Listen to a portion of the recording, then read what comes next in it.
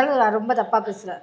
அவர்கிட்ட நம்ம நிறைய விஷயங்களை கத்துக்க வேண்டியிருக்கு. ஏன் ஒரு 1000 பேர் இருந்தாலும் அங்க வந்து அவர் பேசுறத கேட்குறோமோ இல்லையோ, ஆனா கேட்க வைக்கிற மாதிரி ஒரு ட்ரோல் மெட்டீரியலாவது ஆகிருந்தா இன்னைக்கு அப்படிங்கிற ஒரு அளவுக்கு கண்டென்ட். எந்த அளவுக்கு டெடிகேஷன்னா மத்தவங்க செஞ்சு அவரே அவரை சிரிச்சுப்பாரு சொல்லிட்டு பாப்பாரு நம்மளே சிரிச்சு போவோம். அதுலயே சிரிப்பு தான் இருக்கு. அந்த சிரிப்பு அப்பா தெய்வீக சிரிப்பியாகுன்ற மாதிரி.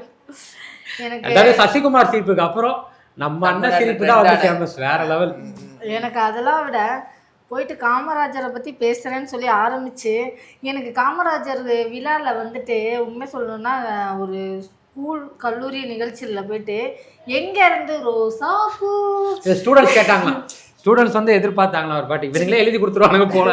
எழுதி கொடுத்துட்டு இவங்களே பாட சொல்லி அங்கேயும் பாரு நல்லா கேமரா அங்கே மட்டும் தான் ஃபோக்கஸ் இருக்கும், இங்கே ஆப்போசிட்டில் இருக்காது. எப்போவுமே அண்ணனை மட்டும் தான் கவரேஜ் பண்ணுவாங்க. அந்த மாதிரி தான் சீரியஸாக. ஏன்னா அந்த பாட்டுக்கு நானுமே ரீல்ஸ் பண்ணியிருக்கேன்.